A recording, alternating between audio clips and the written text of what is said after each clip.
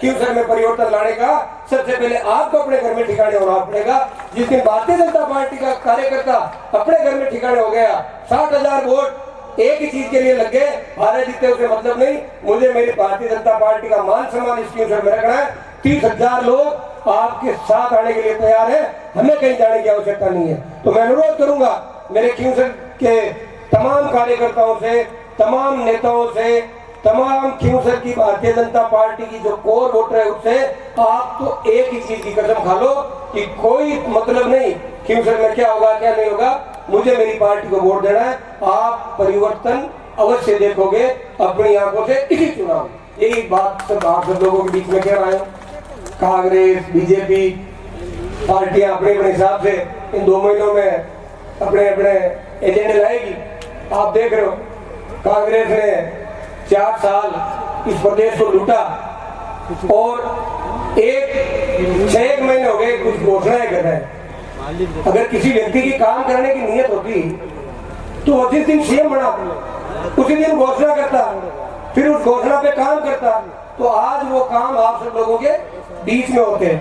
लेकिन अब 6 महीने रहे, गहलोत की घोषणाओं पे घोषणा कर रहे हैं, माताओं बहनों को मोबाइल बांट रहे हैं और बड़ा घोटाला, मोबाइल में भी बहुत बड़ा घोटाला है। 2,400 करोड़ रुपए राजस्थान की जनता की इन्होंने बर्बाद कर दिए। इससे अच्छा होता इस पैसे से कोयला खरीदते तो आज हमारे गांव में ढाणियों में ये लाइट की तो समस्या नहीं होती। आप देखो इनकी कितनी बड़ी मैं बताना चाहूंगा आपको, आज पूरे नागौर जिले में अगर अशोक गहलोत मदद करना चाहे तो आज मैं कहता हूँ पूरे नागौर जिले में काल घोषित करना चाहिए।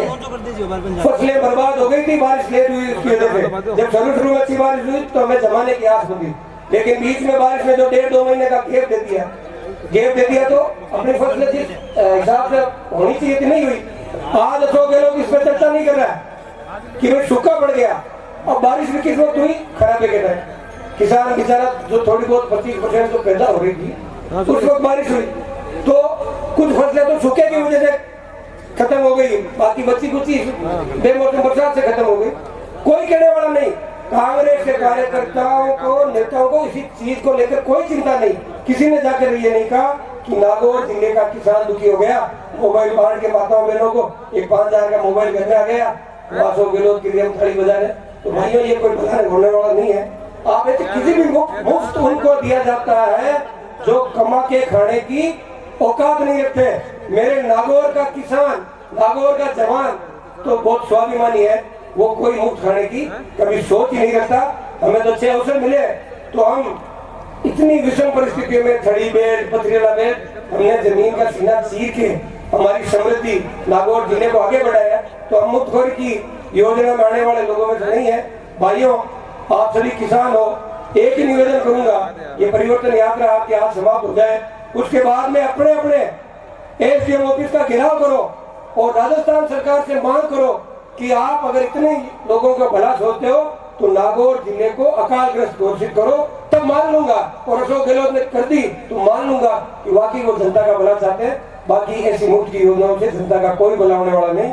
आप सब लोगों ने मंच पे जो मान सम्मान दिया, मुझे सुना, और एक ही वादा वापिस आपसे लूंगा, भारतीय जनता पार्टी का वोट इस बार सिर्फ भारतीय जनता पार्टी के सिंबल पे, कौन हारे कौन दूसरे नंबर रहे कौन तीसरे नंबर रहे इस चीज को भूल जाओगे ना।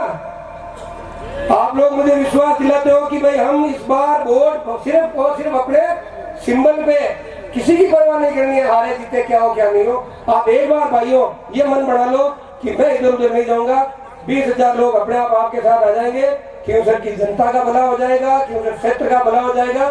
राज में तो रहनी सीखो, राज में कौन लाडला 20 सालों की सरकार कोई की राज कोई रियो कौन रियो।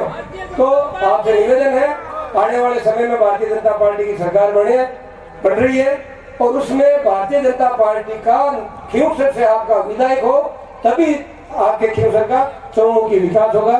इसी भरोसे के साथ बहुत बहुत धन्यवाद। जय हिंद जय भारत।